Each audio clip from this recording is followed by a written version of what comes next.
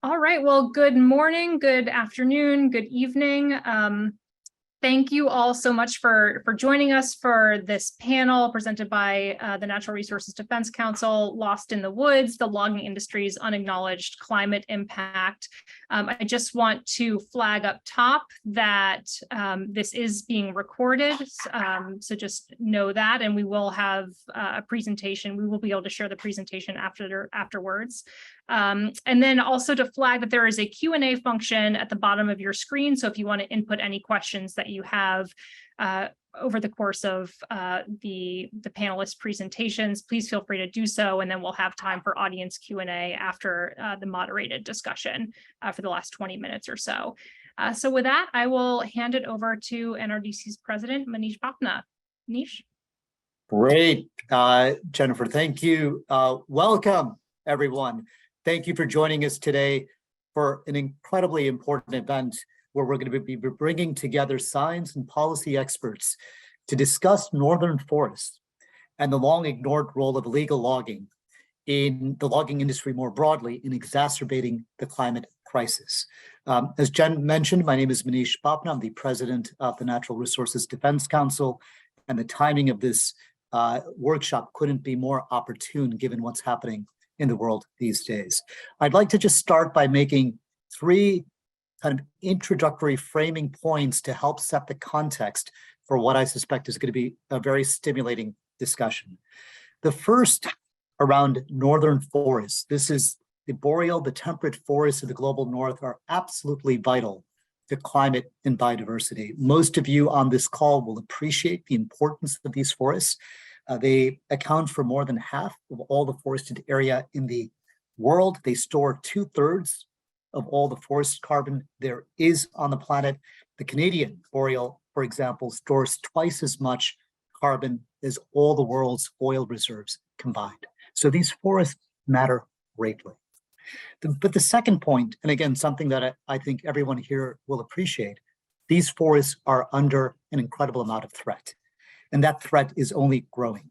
In Canada, over 1 million acres of boreal forests are clear-cut each year. This is the third highest loss of intact forest landscapes around the world after Russia and Brazil. Sweden has lost 70% of its lichen-rich forests to the logging industry, ranks first globally in terms of tree loss per capita.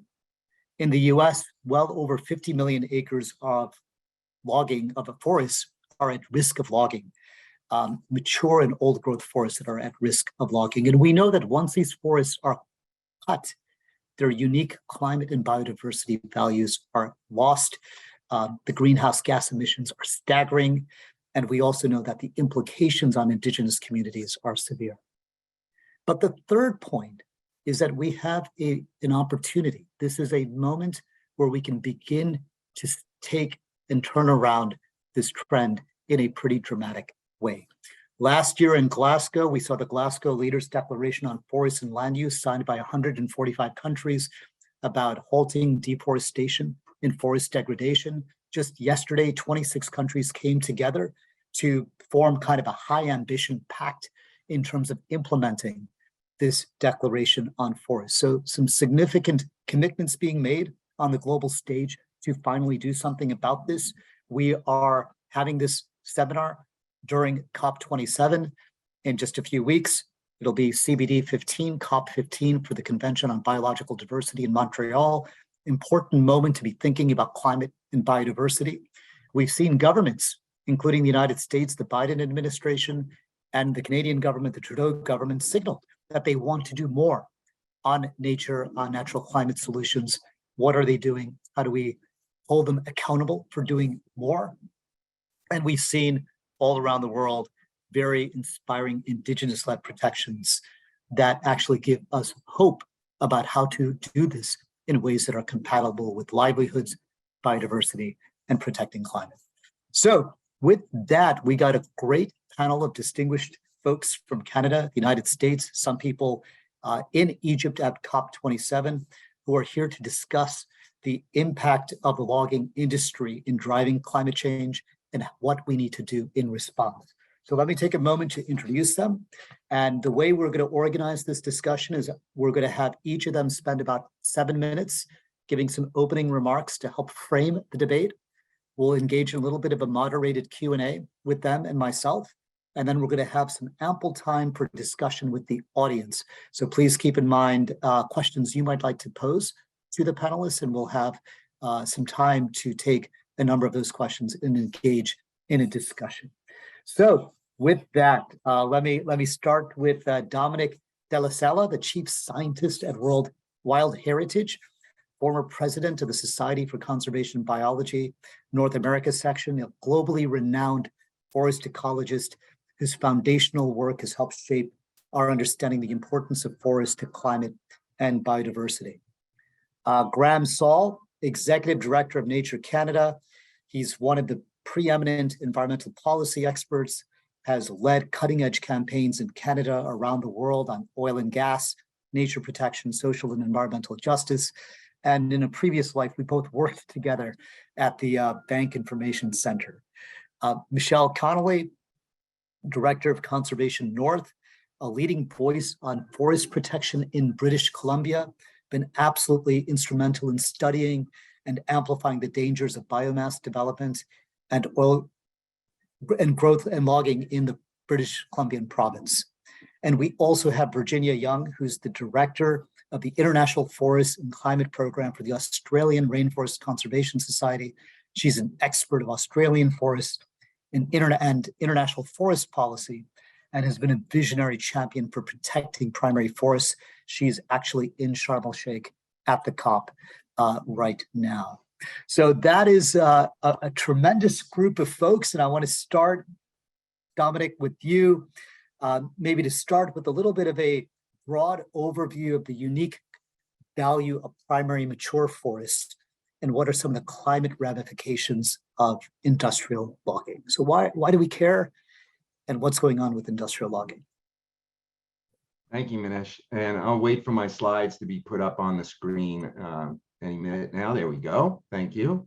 I'm so honored to be speaking to you virtually at this critical juncture that the world is in right now. We all know the importance of climate mitigation and how it needs to be front and center. I have been blessed with an amazing career that allows me to work globally with an incredible team of scientists, including members of the IPCC, run out of Griffith University in Australia. We're mapping the world's fast dwindling primary forest, including old growth forest. I have North America as my case study, and we just completed the first ever coast to coast map of mature and old growth forest in the United States, in the lower 48 states. We've also done Alaska in separate studies. I'll be presenting kind of the 30,000 foot level findings of why we need to protect these forests as nature-based solutions. I also will put it in the context of 2 presidential executive orders that we have, 30 by 30, and also on Earth Day, the president announced an inventory of mature and old growth forest is underway in the United States, which we have now completed independently and published in the journal Frontiers in Global Change and Forest. That is available if you contact me at that email address. So next slide, please. The situation in the United States is pretty dire when it comes to primary forest, and the only map that we have dates back to the early 1900s, where you could see the progression going from when the country was colonized by Europeans back in the 1600s to about the mid 1800s in the middle of the screen to around 1920s. So currently, no one really knows how much old growth forest we have left in the United States. The estimates are about 5% or so, because they were pretty much converted into plantations or developed into different uses over the expansion of the country during those centuries. And so what we have left now are some old growth forests in the lower 48 and forests that are maturing in places that can restore the old growth element. And that's what we're asking the administration to do, is to protect these forests as nature-based solutions. Next slide. And so just to get a kind of a quick overview of the miracle of photosynthesis and how these primary and older forests are really the best nature-based solutions. But when plants absorb carbon from the atmosphere, they are our best shot at drawdown and long-term storage of carbon through photosynthesis. And the old forests do it better than any forest, far better than log forest, as you can see on the screen. And in return, not only do they give us oxygen for breathing purposes, but they release water back into the atmosphere that is really critical to the hydrological process and to local climates. When we cut down those forests, we can change the climate, which, as we know, has already happened in Amazonia. Next slide. The most important components of these older forests are the large trees. And these two graphs show the rate of carbon accumulation really shoots up as trees get bigger and bigger. So they accumulate more of that atmospheric carbon. They store it long term as they age. And so really it's the large trees, the older trees in these forests that are our best carbon reservoirs, in addition to the soil in those forests as well. And so that's what we need to protect as nature-based solutions. Next slide. And here are the choices we face all around the globe, whether or not we protect our primary forest as carbon reservoirs under the Paris Climate Agreement, or we continue to log them that become emission sources to the atmosphere and continue to treat the atmosphere as a dumping ground for carbon dioxide. And what happens when these older forests are logged is most of that carbon winds up in the atmosphere. A little of it is stored in wood products. The forest that eventually comes back takes time to restart its photosynthetic machinery, to start storing carbon, and you never really catch up to what was in that old growth forest. You create a carbon debt that is transferred to the atmosphere. Next slide. So here's the nation's first old growth, mature and old growth forest map that we just published as a response to the president's executive order. And what we found was about 36% of all the forests in the United States, based on the definitions we were using, were mature and old growth. Most of those are on federal lands, but only 24% of the mature and old growth forests on federal lands are in some sort of protection designation. So while the administration announced these executive orders, they have yet to act on protecting these forests. We're grateful that the president recognize the importance of nature-based solutions, but the job is far from complete. We need those areas protected. We estimate about 20 million hectares or 51 million acres of mature and old growth forest on federal lands are vulnerable to logging.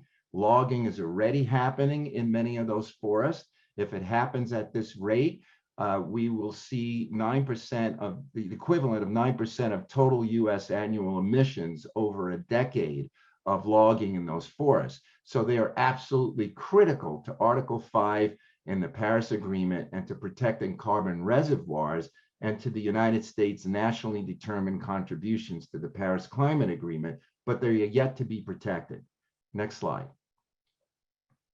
So here's what happens with the transfer of carbon from a primary forest that you see in that graph to a forest that is then put into sustained yield forestry. You never catch up to the carbon.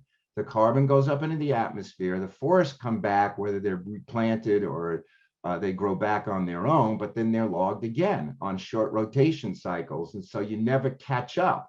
And when we're in a climate emergency like we are now, we can't wait to catch up to the carbon that's been put into the atmosphere, especially if it's on short timber rotations, which is typical in many countries, including the United States. Next slide. And it accumulates over large landscapes like this. And so when you are burning wood for biomass, you're not storing any of it in wood products. And so that's an additional emission to the atmosphere. And a lot of this is happening in different places, including the United States and the southeastern United States.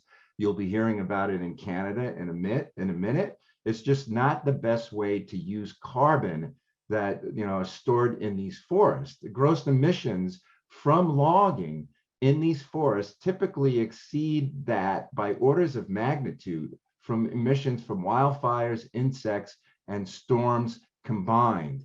So we are destroying nature-based solutions and our best carbon reservoirs by doing this to them at scale. Next slide.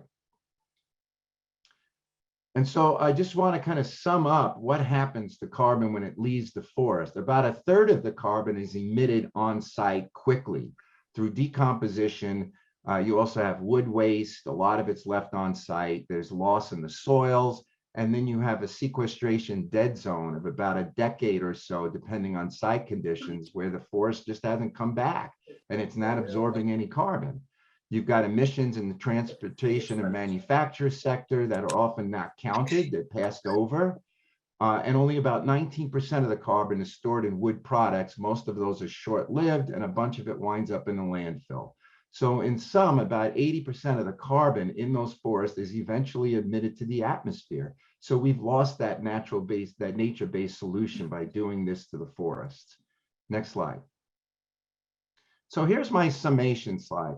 We all know that we've got to reduce all sector emissions, but what can be compatible with that is the drawdown and storage of atmospheric carbon in primary and older forests, and allowing the mature forests to just grow their carbon stocks by proforestation. And if you do that, you get all these other benefits that comes with protecting those forests. Now, I will say that while we are grateful to the Biden administration for their announcement yesterday about their roadmap to nature-based solutions, we need national rulemaking that will codify protection of those vulnerable, mature, and old growth forests that we have mapped, and we are asking the president to follow up his executive order, particularly on 30 by 30. There's a real opportunity here to protect these forests and inch closer to the 30 by 30 targets that the United States and the rest of the world need to be moving towards as nature-based solutions that are protected for future generations as well. So I'll end there, and thank you again for allowing me to speak at this incredibly important event. Thank you, Dominic. Incredibly clear argument about the importance of old growth, mature forests, and giving us a little bit of a better understanding of the carbon dynamics at play when we talk about logging. Want to turn and think a little bit about how this plays out in a particular geography and look in particular at Canada. And for that, Graham, I think we're going to turn to you. Tell us a little bit more about the logging industry in Canada and how that's playing out in terms of what Dominic just spoke about. Thank you. Yeah, thank you very much, Manish, and thanks very much to NRDC for organizing this panel. We've been collaborating with NRDC and NRDC's Canada program on work to protect the boreal forest, much of which has revolved around the importance of nature-based climate solutions and forest carbon, looking at many of the same issues that Dominic just outlined so well regarding their importance. So I've got a pretty simple set of concepts I want to introduce, though there's a bunch of numbers behind them that I'm not going to be able to have time to get into the detail of. I want to instead introduce a few pretty fundamental questions or subjects or propositions. And this first slide sort of sums up the essence of what we're currently looking at, or what we're currently working on in terms of forest carbon in Canada. What are the net greenhouse gas emissions from logging in Canada? Now, you would think this would be a pretty straightforward question, right? If you go into the government's emissions reduction plan, there's a clear answer to these are the emissions from electricity. These are the emissions from tar sands. These are the emissions from automobiles. And in each case, the government clearly lays out what the assumptions are about what the emissions from that particular industry is, and also talks about some measures that are being taken to reduce emissions from that industry. The logging industry is a high emitting industry in Canada from a greenhouse gas emissions perspective. But if you ask the government, what are the net greenhouse gas emissions from logging in Canada, they do not have a clear response. They do not clearly report on that. And that's the real thrust of the presentation I'm about to make. Next slide. I do want to talk a little bit about the importance of language, because sometimes in the forestry conversations, language can seem a little Orwellian. I'm going to walk you through how we calculated the net logging emissions in Canada, the answer that we arrived at, and the recommendations that we have coming out of this study. Next slide. I want to point out that all of this that I'm about to present is laid out in more detail in a technical report, which you can find on our website or NRDC's website, a accompanying policy report that Jennifer Skeen from NRDC and Michael Peleni from Nature Canada put together, and a letter recently written by more than 70 organizations across the country calling on the federal government to address some of these issues. Before I move on, I want to say that the technical report was written by a longtime colleague of mine, Matthew Bramley, who is one of the most dedicated, brilliant people I've ever met in my life, and sadly passed away only weeks before this technical report came out after a long battle against cancer. So the report and this work is in many ways dedicated to the groundbreaking intellectual leadership and pure mathematical skills that Matthew brought to bear on this work. Next slide. So I don't know, perhaps no presentation is complete without a meme from The Princess Bride, but you do find yourself sometimes having what feel like pretty Orwellian conversations when it comes to the way we talk about forestry issues in Canada. Next slide. An obvious one that I will not dwell on is this notion that there is no deforestation in Canada. This is actually a picture that was taken in 2022, though I believe the tree itself was cut in 2020. It has been confirmed that this is recent logging going on. And in the Canadian context, if you cut this tree, which will take 1,000 years to regrow, and you plant a number of seedlings, no deforestation has taken place. So right away, there's a bunch of interesting questions about how we talk about forest management in Canada. But this question of deforestation is not the one I'm going to focus on today. Next slide. Instead, I want to talk about how we talk about forest-related emissions, and more specifically, logging emissions. And when you ask the question, how does the government of Canada talk about emissions from the logging industry? The answer is it doesn't.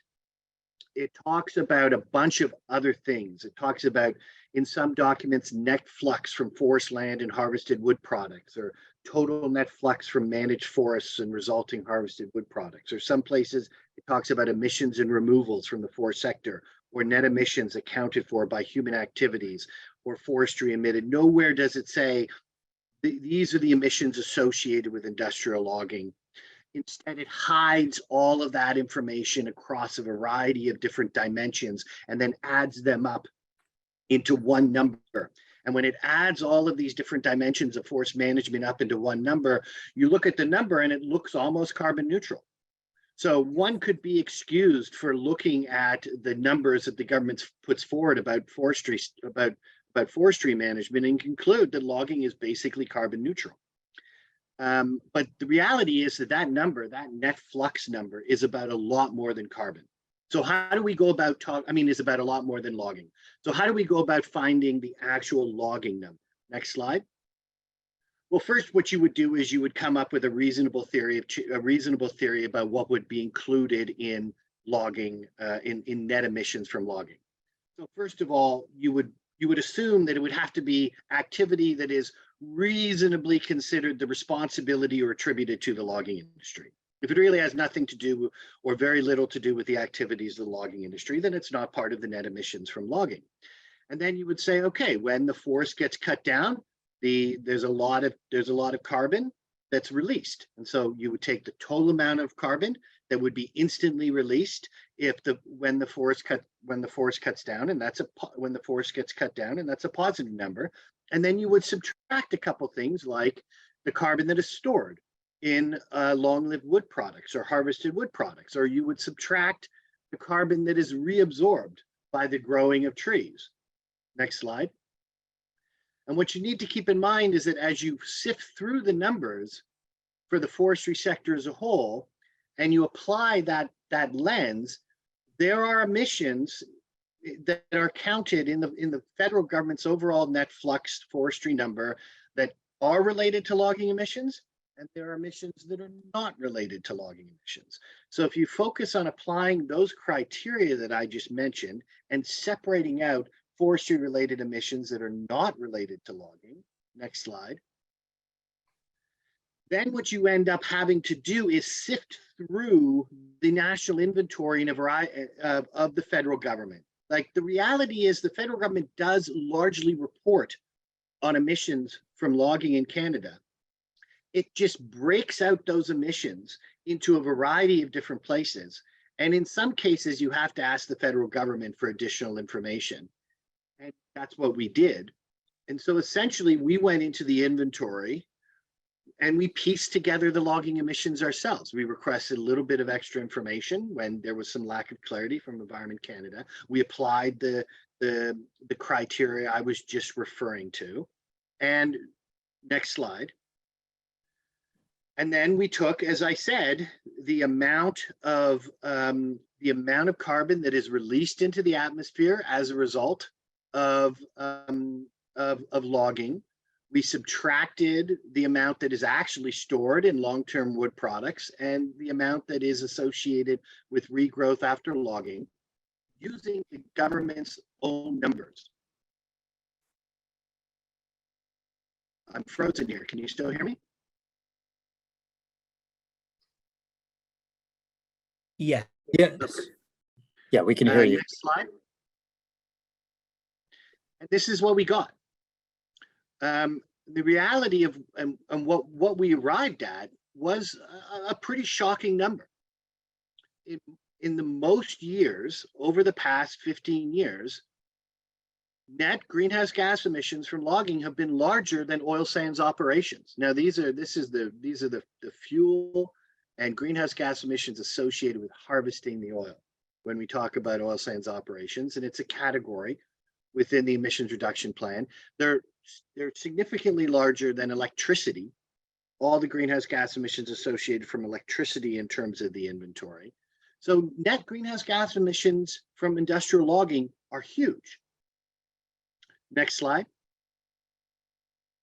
So there are what I would increasingly call 3 core truths about the way the government is approaching the question of net logging emissions. One is that they're big. We may spend a certain amount of time talking about exactly how big, but we put forward what we consider to be a good faith estimate into answering this question. The government does have the data, they just choose not to answer it. And the answer is that net logging emissions in Canada are large. It's also clear that the government of Canada does not clearly report net logging emissions, unlike pretty much every high emitting sector of the Canadian economy, even though they could. They've got the data. And the government of Canada does not have a plan to reduce logging emissions, unlike pretty much every other large emitting sector of the Canadian economy. Next slide.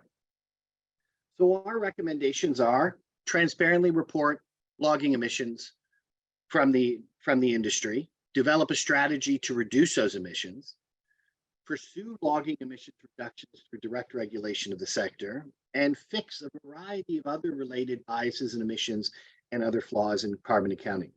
We can get into more detail about all of that, but I only had 5 or 7 minutes. So at a very high level, that's what I wanted to say today. Thank you very much. Brand, thank you. That was what a powerful argument in a few short minutes. These emissions are large. We need to report on them and we need to develop a plan for how to tackle them. But that was brilliant kind of methodology of using official numbers to help us understand the scale of the problem. I want to turn now to Michelle. You know, given the scale of the problem and the fact that we are not being intentional about how to tackle it, it's leading to some very perverse implications. For example, how we're now thinking about biomass as a potential answer without understanding the climate impacts of producing more biomass. And was wondering if you could say a little bit more about this challenge and how we might want to respond. Sure. Thank you, Manish. Can you hear me? Okay, thank you. Yeah. So thank you for having me on this panel. I'm actually going to be continuing on the theme of language by focusing on one particular term used by industrial forestry interests in BC. So I will be talking about the way in which the BC government, some academics, professional foresters, and industry frame industrial logging of primary forests to make it seem beneficial to the climate.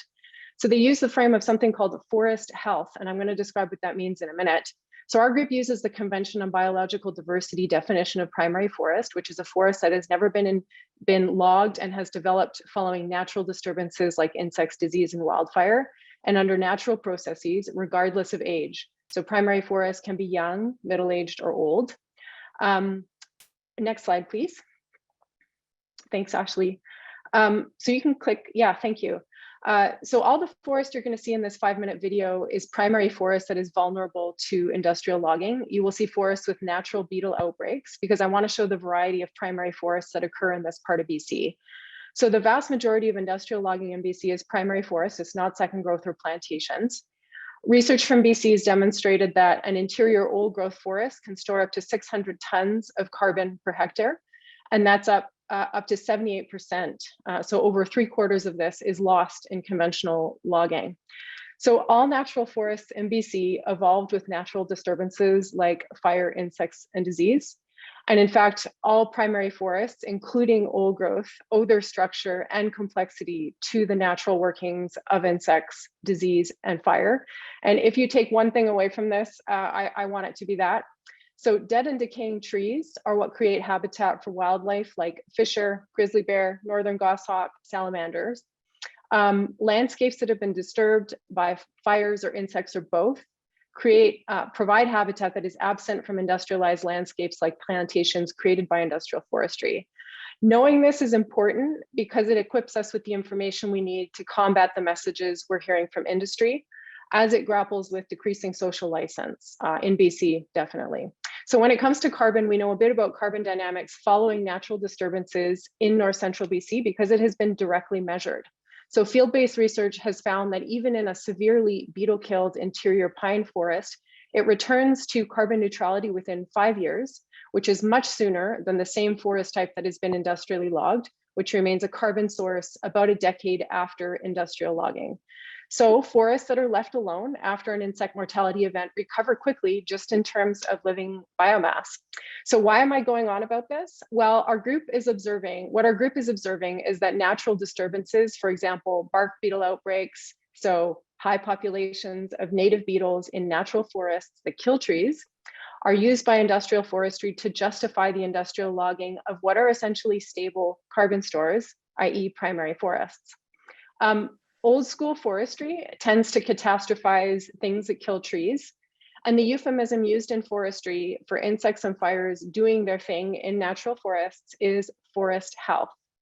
So this term is almost always used in a context where someone is arguing for more industrial logging of natural forests. And we're seeing this term pop up more and more as industrial forestry interests try to earn social license for logging the last primary forests. We've seen this, of course, most recently with pellets.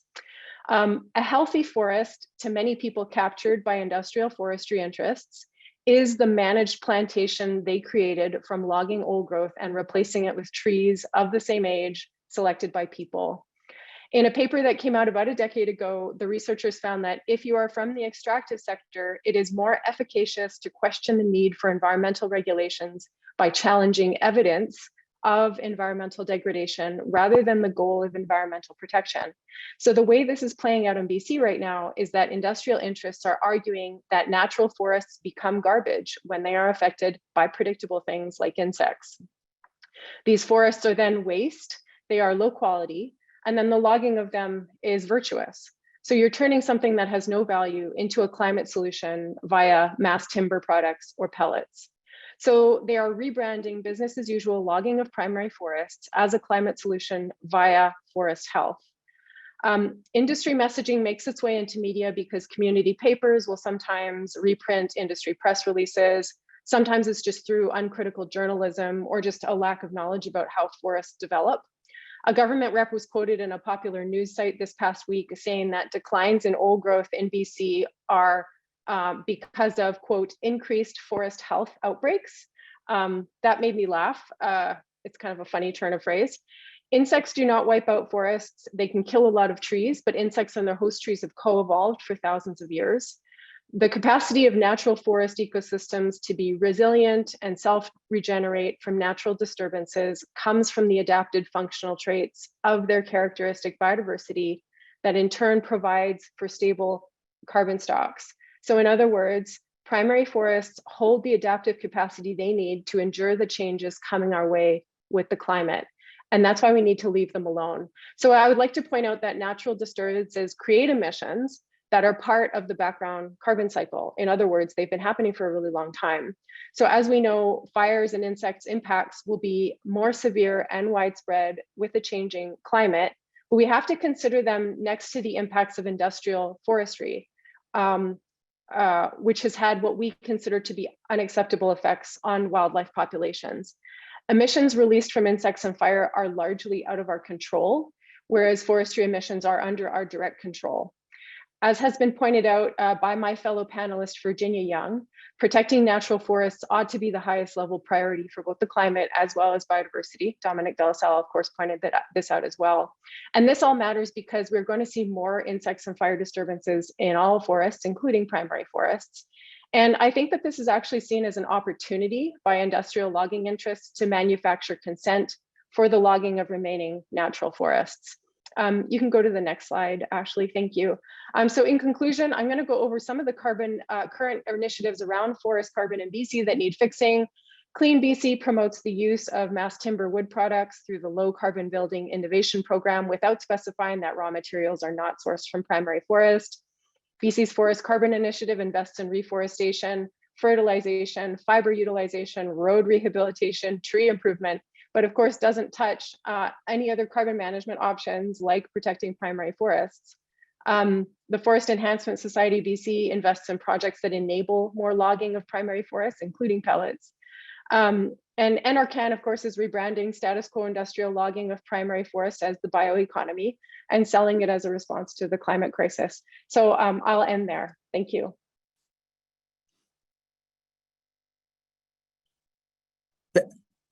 Great, thank you, Michelle.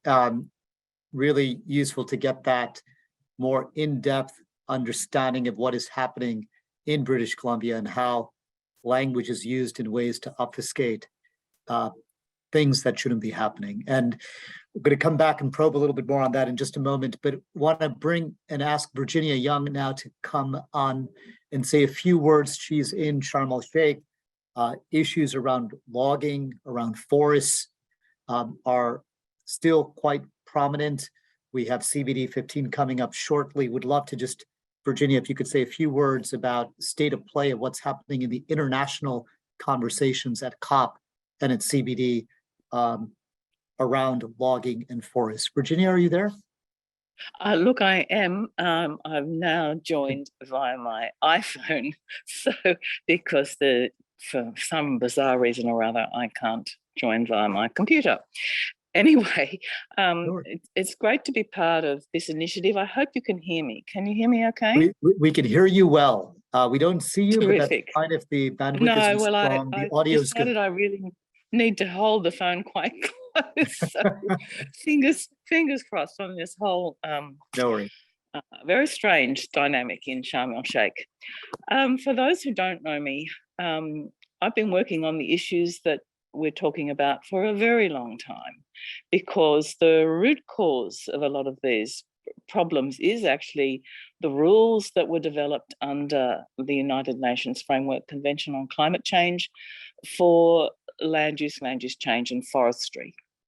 So the issues around how to account for forest carbon, the focus on annual fluxes instead of focusing on the stability and integrity of forest ecosystems and their carbon stocks, all hark back to the influence of the logging sector in the design of carbon accounting rules under the Climate Change Convention, whether that's the Kyoto Protocol or more latterly under the Paris Agreement. I was interested in the presentation, I think, very generous presentation to Canada on unpicking the net emissions from logging. The push inside the UNFCCC, for those of us who have been working in this space for a long time, is actually to unpick the gross emissions and gross removals, so you can really pinpoint exactly what management changes would deliver the best outcome. Now, this is really an issue that's starting to surface in a different way. With the conversation that's emerging around nature-based solutions. So suddenly there's a bit more incentive to look at whether or not the current rules under the UNFCCC actually foster what people say they want to achieve, and that is the protection and restoration of natural ecosystems. Now, unsurprisingly, forests are a natural ecosystem, unless, of course, they're an agricultural tree crop, as i.e. monocultures of trees. So that conversation that's emerged quite strongly, and it is a result of work that's been done through organisations like CAN Ecosystems, CAN International Ecosystems Group that I'm part of, is slowly leading to some change. So at COP25, there was the very first call for integrated action to prevent biodiversity loss and climate change. In Glasgow last year, a much stronger decision again, actually calling for the first time for protection of forests and other carbon-dense ecosystems. The UNFCCC never uses the protection word. It talks about forest conservation, and what it means by that is if a forest regrows after you've logged it, you've conserved it. So one of the earlier presentations mentioned the rather bizarre fact that clear felling is not regarded as deforestation. That's an artifact of the rules that were developed under the UNFCCC. You've got 5 years, 5 years for forests to regrow after you've clear felled them. Only after that time, if a forest, for whatever reason, hasn't regenerated, is that regarded as deforestation. We're meant to be concerned about forest degradation as well, but it's never been defined. And that's because the inconvenient truth is that logged forests, as Dominic pointed out, store 30 to 70% less carbon than a primary or old growth forest. And so if that's not forest degradation from a climate perspective, I don't know what is. Anyway, the conversation, as I said, is shifting, and it's been driven by the push to integrate climate and biodiversity action. Last year was the first ever joint workshop of the science advisory bodies to the CBD and the UNFCCC, that's IPBES and the IPCC. And they made some very sensible recommendations, which have been welcomed by the CBD, not yet by the UNFCCC. But they basically drew attention to the fact that the biodiversity and climate crises amplify each other, that neither crisis can be solved unless they're both solved together, and that if we fail on one, we will fail on both. Their call then was for synergistic climate and biodiversity action, and the highest priority was to protect the carbon-dense ecosystems that we've already got. And they provide a long list of them, starting with forests. The next step was restoration. And by that, they obviously mean ecological restoration of exactly the same carbon-dense ecosystems. And as you've heard from Dominic and others, the most effective way to do that is to let the forest you've already got, the previously logged forest you've already got, recover to their natural state. The other interesting thing that has happened is there's a new United Nations ecosystem accounting framework that was developed by the UN Statistical Commission. And the purpose of that framework is to allow countries to bring the value of their natural, well, all ecosystems, natural and agricultural, into their national accounts, onto their balance sheets.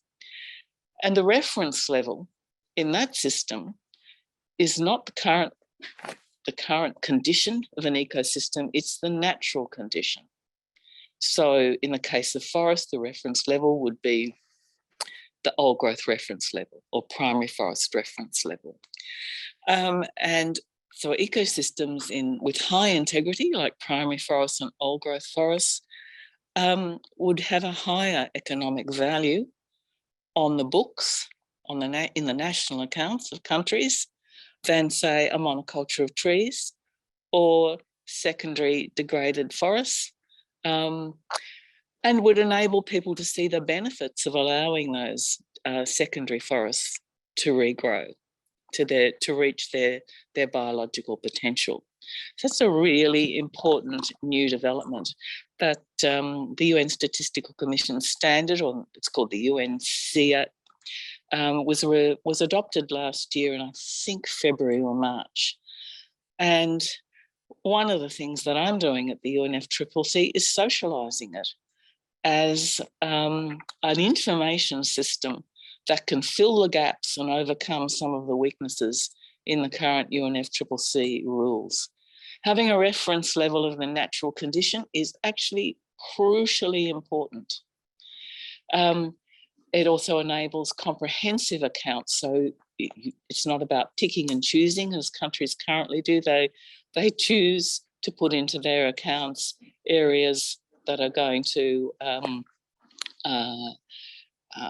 be the most attractive from the point of view of reporting your carbon emissions and what you take account of, what you need to account for in your greenhouse gas accounts. So a whole variety of problems with current approaches to carbon in land and forests, and the UNCEA actually overcomes all of them. It's also an important bridge between all the Rio Conventions, because guess what? Ecosystem integrity is fundamentally important to the success of all the Rio Conventions and the Sustainable Development Goals. So there's a very live conversation underway about how you could utilise the UNCEA as a bridge between the conventions, and also as a critical piece of missing information to inform nature-based action in nationally determined contributions. So no one is pushing back in the conversations I'm having about the importance of ecosystem integrity for success or failure of climate action in land, forests and ecosystems. We're even starting to be able to have conversations about biodiversity as the building block, as a key building block for successful climate mitigation. Or everyone probably on this call understands that if you restore the biological health of a system, if you've got your full complement of biodiversity in an ecosystem, then you've got the maximum, not just the maximum adaptive capacity, but you've got the maximum resistance and resilience to the impacts of climate change. Just when you think about the element of structure in biodiversity, i.e. the age and size of your forests, how critically important that is now for resistance to threats like drought and fire. And in Australia, the evidence is really crystal clear that it takes forests about 80 years to recover their resistance to fire post-logging.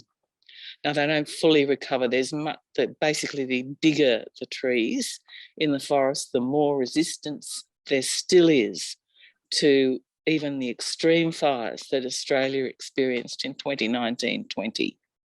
That structural difference between old growth and regrowth forests is profoundly important in some ecosystems. These are cool, wet, temperate forests in the east coast zone of Australia, where the impact of, the differences in fire severity were really marked between younger regrowth forests, where the fire intensity was much more severe than in old growth forest. Now, surprisingly, fires still entered old growth. In Australia, normally old growth would be a barrier to fire. It wasn't in those fires, but the intensity dropped and wildlife survived. And the forest bounced back very quickly. So there's some really interesting lessons emerging around the importance of biodiversity for resilience and resistance to threats that increase with climate change. So this fanciful notion of Canada talking about logging as having anything to do with forest health, nothing could be further from reality. What else is interesting that's going on over here? The global stocktake is a sort of a pivotal. Maybe just If I run out of time, I could talk to you for a long time about all of this. So no, how about I end there? How about I end with those few comments, and I can answer questions later. That is great. Thank you, Virginia. I just want to maybe encourage everyone to come back on screen if your videos are working. Going to do a very quick set of questions to each of you, just looking for 1-minute responses. And then we want to turn to the audience, encourage the audience as well. We already have a number of questions in the Q&A box on Zoom, but encourage people to put your questions in now so that we could take a handful of them for a discussion with our panelists. Dominic, just want to start quickly with you. What do we need from the scientific community to move this agenda forward? What's next for the scientific community, the role of the IPCC in terms of moving this conversation forward? Yeah, thank you for that question. I don't think it's a question of science anymore. I mean, hands down, we know the importance of these forests. We know they're the best nature-based solution. We need leadership. And, you know, what Greta Thunberg said with these last round of pledges was blah, blah, blah, blah. You know, the world is spiraling towards a major catastrophe, and yet our emissions are going up. The temperature is increasing. We're seeing more extreme climate events. We need leadership. And it begins with all these countries attending the COP27, the COP15. And I can tell you in the US that while I am very supportive of the administration's efforts to make this announcement yesterday about nature-based solutions, so far it hasn't resulted in any change. And that really needs to, you know, we need to lead by example. We can't just have pledges anymore. We've got to have leadership because the clock is running. And mature and old growth forests, primary forests, are nature's best solutions. We need the administration to follow up now with policy. The science is there. We can back it. We just need leadership, and hopefully the rest of the world will come around as well, particularly new leadership in Brazil. You know, we're seeing some interest again, renewed interest in the Amazon. We need to see it in Canada. We need to see it in the United States. Otherwise, we're going to face increasingly severe climate events. At the same time, we need to get off of fossil fuels. So science is clear. We need leadership, but we're not seeing it yet. Graham, on one of the differences between fossil fuels and logging is whereas we must cease the use of fossil fuels, we're not advocating for ceasing logging. We're talking about how you do logging more sustainably, more inclusively, more effectively. Tell me a couple more, take a minute or two to just, what does that mean in practice and how can Canada get there? Yeah, I appreciate the point that Virginia made, that my presentation was actually pretty generous in terms of the numbers, because I think it was. I think that there are a variety of other ways that the actual forest carbon impact of logging is being underrepresented in Canada. I think as it pertains to moving in the right direction, there are two core things that need to be taken into consideration. First of all, unlike many other parts of the world, or some other parts of the world, I think the United States, for instance, the vast majority of the logging that is occurring in Canada is still occurring in old growth ecosystems. So this notion that the logging industry didn't cut down huge areas 60, 70 years ago and is now overwhelmingly going back to them. They continue to gravitate towards relatively intact ecosystems. And that's one of the reasons why the emissions profile is so large. And so forcing a major reduction in logging in old growth forests is one clear thing that needs to happen. The other piece is they just need to create the conditions for a reasonable policy conversation, right? If the federal government were to actually talk about the net greenhouse gas emissions, were to say these are the numbers, this is the plan to reduce them, that we could start having a conversation about what that means for biomass, what that means for carbon trading, what that means for offsets. But the entire system in terms of the regulatory framework is built upon a set of false assumptions about the carbon intensity of logging that has made the policy framework itself deeply problematic. We're basically incentivizing logging rather than doing what we do in all other sectors of the economy, which is trying to disincentivize high carbon activity. Thank you, Graham. Michelle, really appreciate the kind of deconstructing what's happening in British Columbia. One of what you mentioned wood pellets a few times, and I wanted to ask if you could go a little bit deeper on that. There's a big conversation, in Canada, in the United States, globally around biomass. And if you could say a little bit more about how this conversation we're having today is connected to the broader biomass challenge we're facing globally. Sure. So I was reading a bit of Robert J. Lifton recently, and one of the things that he said is that every atrocity requires a claim to virtue. What I'm finding is that the wood pellet industry, the BC government, some professional foresters, and some academics are using language of describing primary forests as waste, low quality, and many other adjectives for describing primary forests to make it seem like the pellet industry is doing us a huge favor. They also use arguments that they're protecting communities from wildfire, that they're preventatively logging to prevent wildfire, and that of course they're logging after things like natural disturbances happen. It's important that we are aware of the lies being told by our government and the industry to make it seem like the pellet industry is sustainable. From my perspective, something's sustainable when you can do it forever and not cause lasting harm to planet Earth. Logging any more primary forests at this point causes irrecoverable harm. I think the latest research says that we have less than 20 or 30% of our original primary forests globally. And we've all just heard everybody talk about why they're important.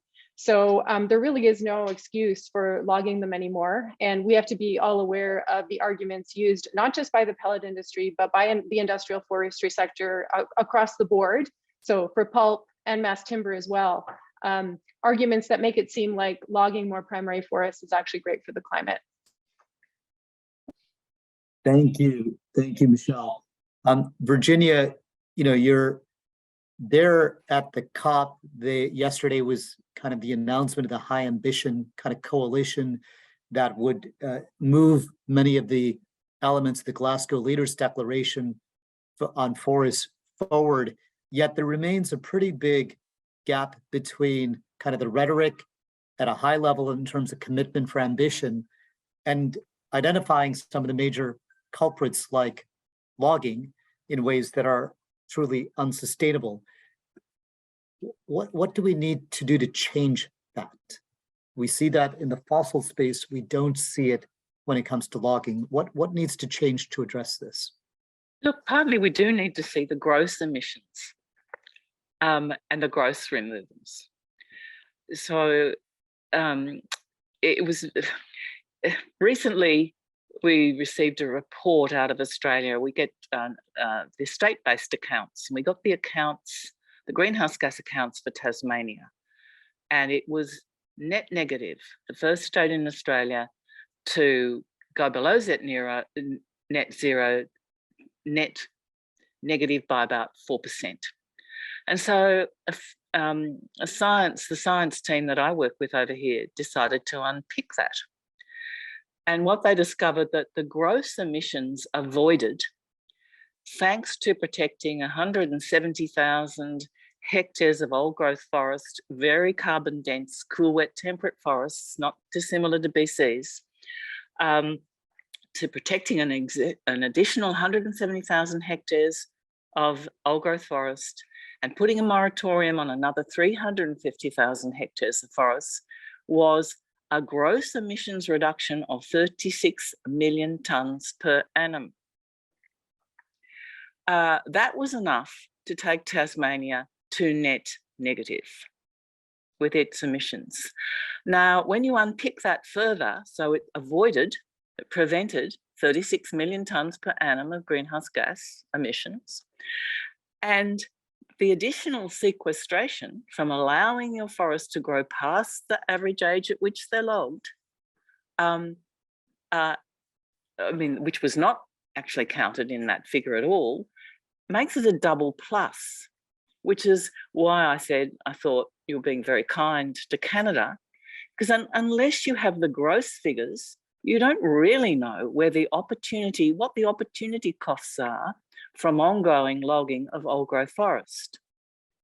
You know, we all know that there's 30 to 70% and more like 70% in the cool, wet, temperate forests of BC, more carbon in an unlogged forest than a logged forest. But you need to be able to see, you can't hide the gross fossil fuel emissions, but the logging industry hides its gross emissions. And that needs to be revealed for decision makers to inform decisions, for people to be able to make a choice about whether or not they want particular forests logged, or we're actually all better off if we keep them for their carbon, biodiversity and biodiversity values. So that's one thing that has to change. The accounting approach has to change so that it does what accounting's meant to do, which is make things transparent so that you've got all the information you need for decisions. The other thing you've got to do is really focus in on the need for synergistic climate and biodiversity action. And any government that still thinks it can log forests the way it's done in the past and solve either crisis, it is nuts, frankly. You really, if you're serious about tackling both crises and you recognise, as people say they increasingly do, that the two great crises, existential crises we face, are entwined, then you have to reassess what we do with our natural forests. And in many parts of the world, like Australia, there is no excuse to keep logging a natural forest. We have enough wood in purpose planted trees to meet our own wood supply needs. We do not need to log our natural forests. Ideology drives this stuff, not necessarily the economy. It's a really challenging industry, and all of this greenwash that you are hearing from the speakers is ideologically based. So there's a cultural change that we need to bring about as well. Virginia, thank you. I mean, there's a lot of what we're trying to do in the seminar, this session, demystifying language, clarifying accounting, and then looking at how we actually generate the leadership we need to take real action. Look, we have a number of questions from the audience. I'm going to, in the interest of time, I'm going to lay out 4 or 5 questions from the audience. Then I'm going to turn to each of you for a very quick response, and then we're going to need to close up. But let me give you, so please pick 1 or 2 of these questions that you feel you'd like to answer. We have a question from Kea Adelman. Why does the Canadian government treat emissions from logging differently than other economic sectors? Graham, Michelle, maybe what you guys would like to pick up on that. A question from Terry Wright, Dominic, that you might be willing to pick up. Today's election day in the United States. If the outcome is not favorable for forests, what actions can we still take to save the forests? Even with the current administration, we're not going nearly fast enough. There's a question from Emily Wagner and Jake Spring about the efficacy of forest certification systems like PFC, SFI, FSC. Just your take on forest certification systems.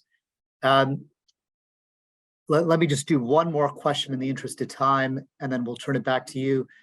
Shouldn't there be huge moral pressure on the rich countries with significant forests, the US, Canada, Australia, New Zealand, to lead the way with honest accounting and strong policies?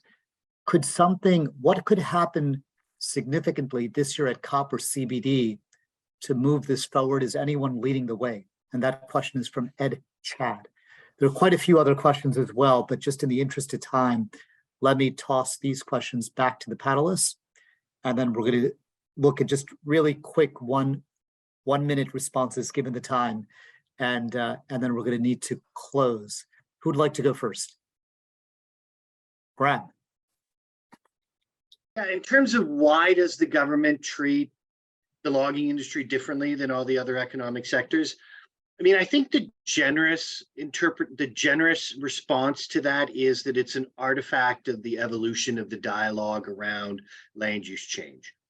Like within the context of the 1992 United Nations Framework Convention on Climate Change, and then further treaties that were elaborated throughout the various different COPs and MOPs of the US discourse, the land use change in forestry was always a bit of a black box for most of the people working on climate change. There was a set of discussions going on that was basically around clean energy transition, and there was a set of conversations that was going on basically around land use, and most of the people didn't move between those.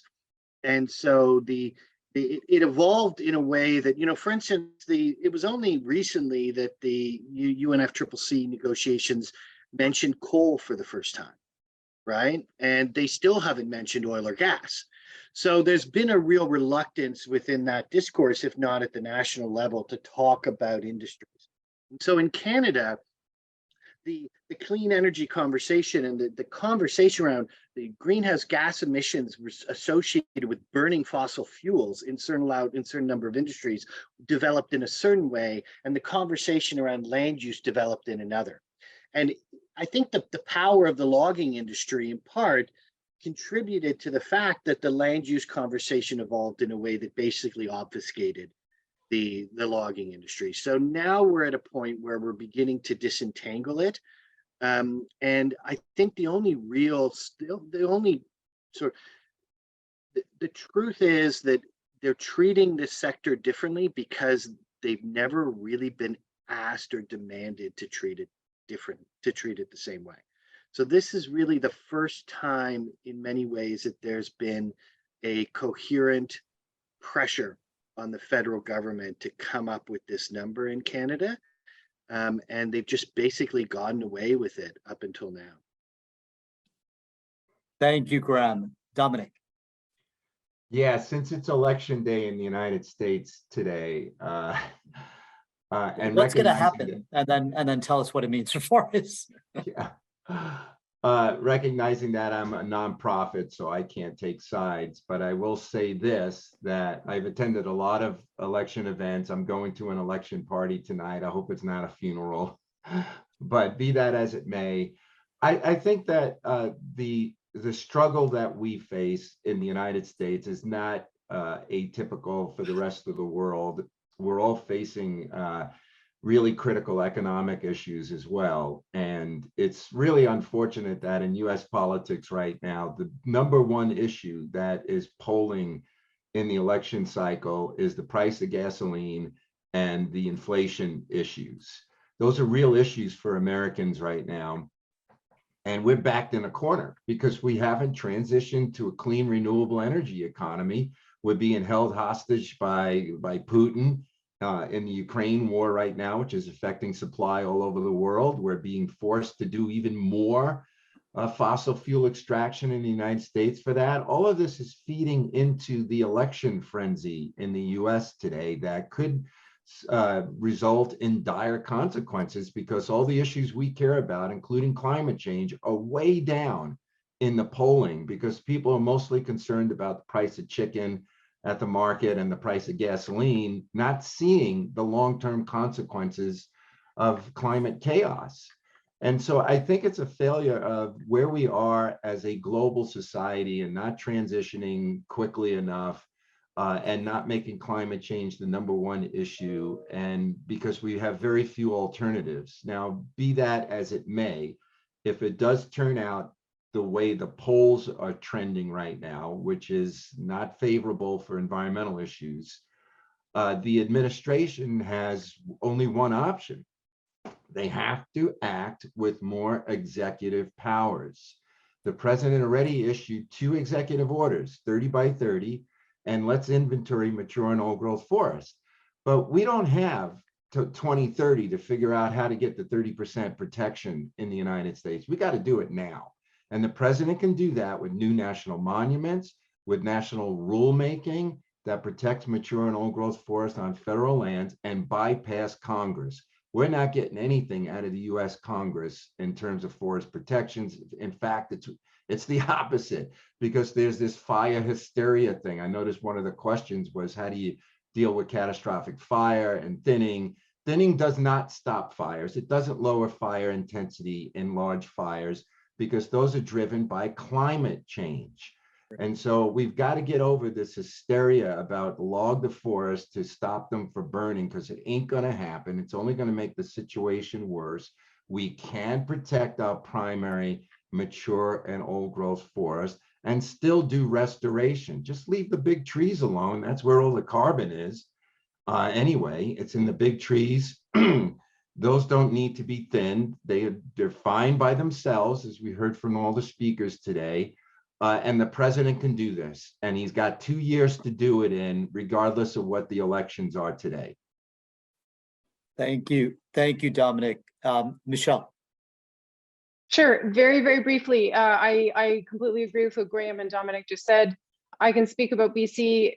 Here, forestry is insulated from environmental regulation that applies to all other industries like oil and gas and mining. The industry has tremendous power, and it's essentially self-regulated. So that would be my contribution to that question. Thank you. Thank you. Thank you, Michelle. Virginia?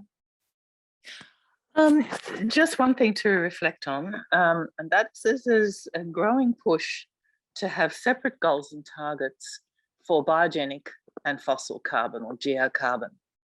That would be extremely helpful. A lot of the rules that are put in place are to enable fungibility in the accounting sense between fossil fuels and forests. So a key reason for the way the accounting system is designed is to focus on annual fluxes, because that's helpful for offsetting your fossil fuel emissions. There's a really growing push to deal with the whole issue of netting out, whether that particularly netting out between fossil fuels and forest carbon.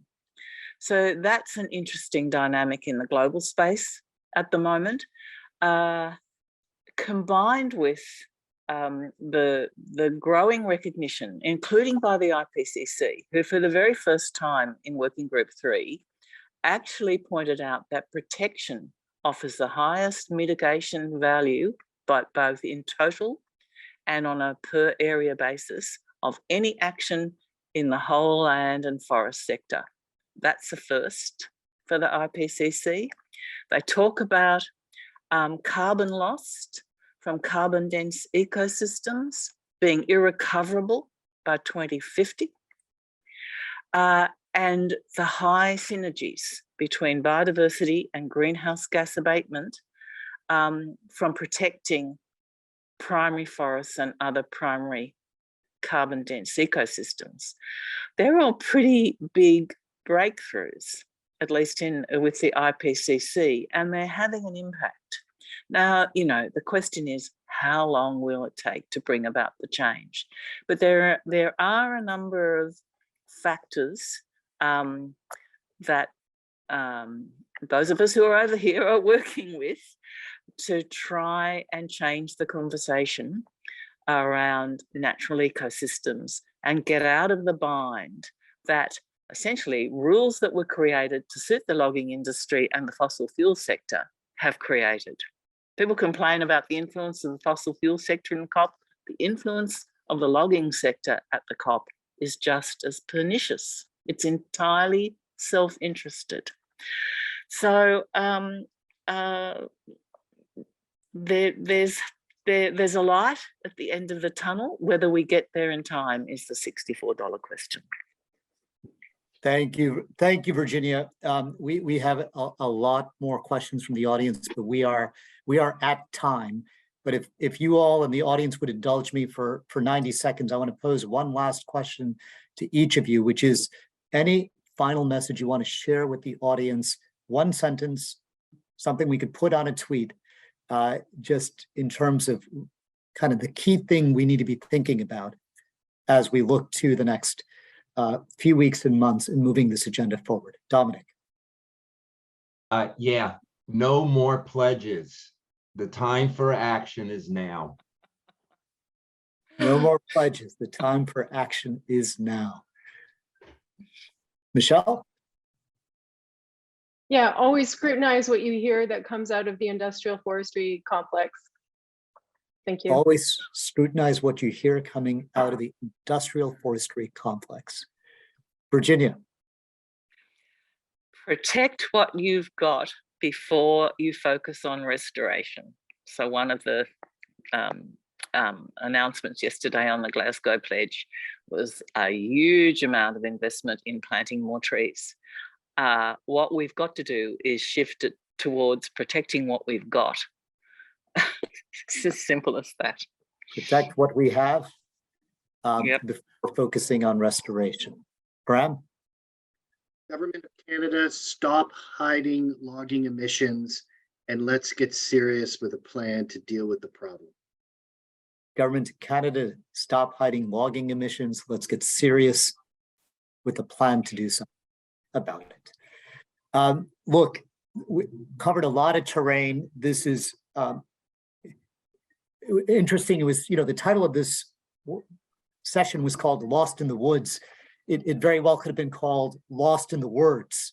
And I think getting more clarity about vocabulary, about definition, getting more clarity about accounting, spotlighting solutions,